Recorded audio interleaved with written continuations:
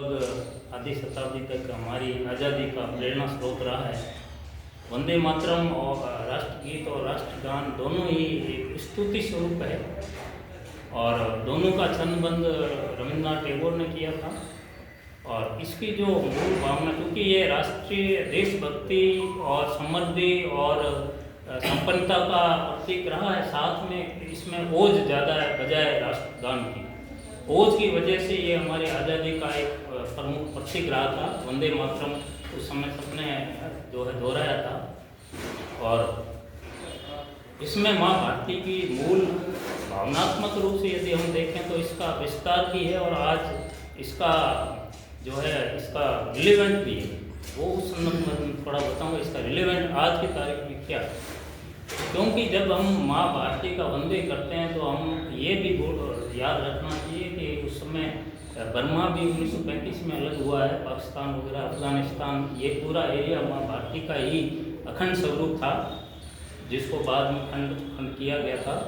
तो आज भी भावनात्मक रूप से आप देखो तो इंडोनेशिया का जो एयरलाइंस है गरुड़ है और वहाँ पे रामायण का मंचन होता है।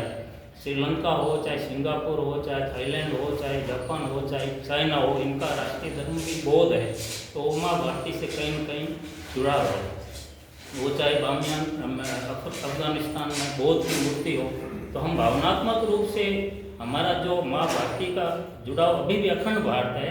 भौगोलिक रूप से हो सकता है हम सीमाओं में बंधे हो, आज जो दिख रहा है वहाँ है, लेकिन भावनात्मक रूप से हमारा जो दिलों से जुड़ाव है।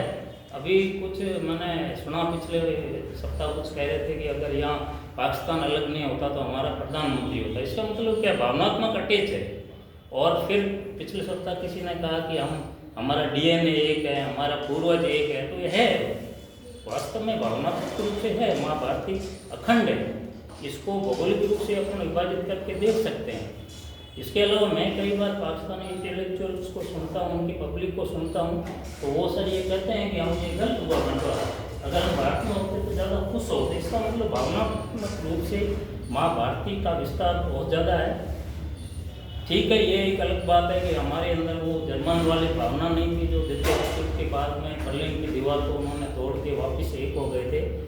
1947 में जब विभाजन हुआ तो यहाँ से मुस्लिम गए तो उनका भी आधा परिवार यहाँ रहा था, किसी का भाई रहा, किसी का बहन रहा, किसी की बुआ रही।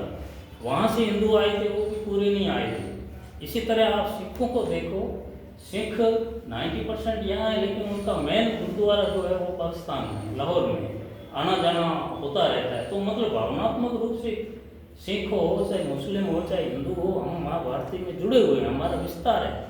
तो इसकी महत्ता इसी में है। मैं वंदे मातरम की आज जरूरत इसलिए है कि हम भावनात्मक रूप से कम अखंड भारत को लेकर चल सकते हैं। ये मेरा इसमें थोड़ा सा यही विचार थे इस वंदे मातरम के।